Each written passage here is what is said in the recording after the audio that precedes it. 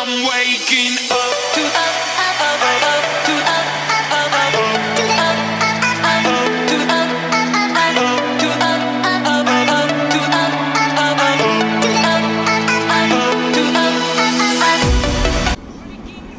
Hey guys, welcome back to my channel. Today I shall show you a brand new trick, and in this trick the spectator can pick out an absolutely random card. So let's say the spectator stops here. So the card they choose is the King of Diamonds, and what you're going to do is you're going to take the spectator's card and you're going to simply lose it in the middle of the deck. You can make a few cards. You could do an overhead shuffle. You could also do a riffle shuffle and just completely lose the spectator's card right in the middle of the deck. Do a few more overhead shuffles, and I guess one last riffle shuffle. Just top it all off.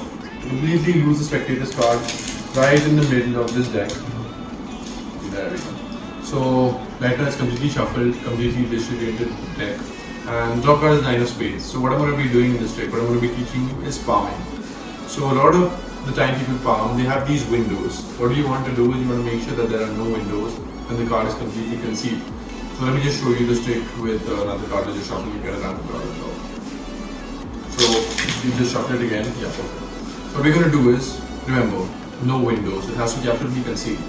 So we conceal the deck and we keep the card. And we keep it held. Okay, held tight. So that there might be a slight curve, but that's because you're holding the card. And then what you want to do is you want to get the card on top of the deck and drop it and vanish, and then the top card becomes the King of Diamonds. Hey guys, I hope you like that trick. The main principle that I used in this trick was called the rubber duck vanish, and the vanish relies on palming.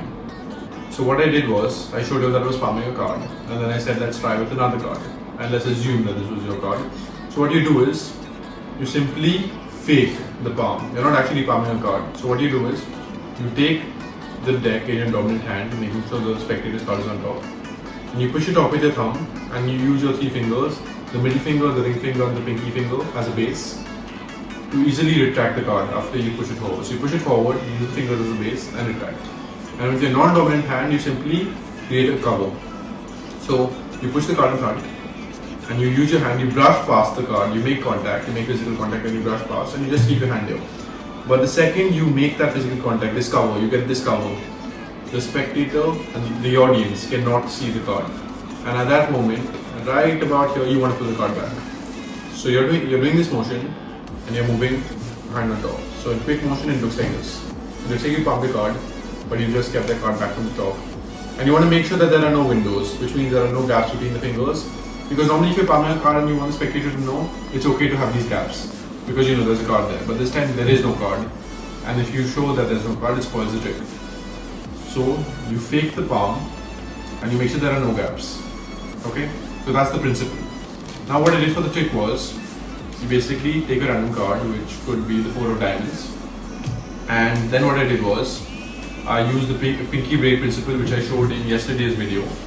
So what you simply do is you keep the card on top of one part of the packet. It could be about 1/3 of the deck, and you keep your pinky on top and the rest of the deck on top. And you take, and on top of the pinky there'll be one packet, and there'll be one packet under the pinky. So for the packet on top of the pinky finger, you take about half of it, take the second half, stopping at the pinky, and then you take the rest of the deck, which has their card on top, and keep the rest of it on top. Now you've controlled their card to the top. Now you want to control their card to the bottom and back to the top, to make it look like a genuine shuffle, which you do by taking off the top card, which I have showed this in yesterday's video, so please go and look once more. So you take the top card off and you simply shuffle the rest of the packet on top, and then you begin shuffling the rest of the packet naturally. But then this time you start, when you get towards the end of the packet, you keep sliding until you just get to one card, which is the last card, and also their card, and you just keep it back on top. And then what I did was I did a riffle shuffle. Now in this riffle shuffle, it's a bit tedious, but once you get the hang of it, it gets better. So you want to make sure that their card comes on the second card position. Yesterday I showed you how to get it on top, on the absolute top. But this time you want to get it in position number 2. So what you do is, the same technique, you just focus. And as you get towards the top, it's okay if you slow down the first few times. So you end up at this position where you've got one card in each hand. So you let go of the spectator's card first and then their card. And then, a random card. And then you just get the deck back together, and now the position is there's a random deck for the bottom, but on the top you've got a random card and then the spectator's card. So what you do is you show them the palming technique, and you let the spectators see the card through the windows. So what that does is it creates a visual stimuli that there is a card, and you don't want to tell them that there's a card there because they'll see it for themselves. You just tell them that we are palming a card.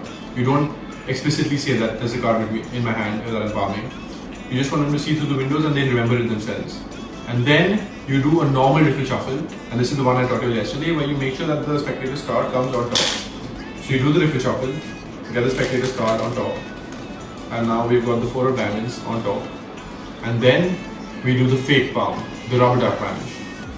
So what we do is, we do the rubber duck vanish, and we tell the spectator that we get the card on top and drop it. Now we just create this hand expansion effect, so we spread out all our fingers to make it look like we've dropped something, when in reality we've dropped thin air. And then we just reveal their card. So you could do the reveal I showed yesterday where you just snap, for it to become harder for the viewer to digest, making the trick look a bit more appeasing. But that's how we do the rubber duck vanish. Thank you, please do subscribe and come back tomorrow to watch a few more videos. I'm waking up to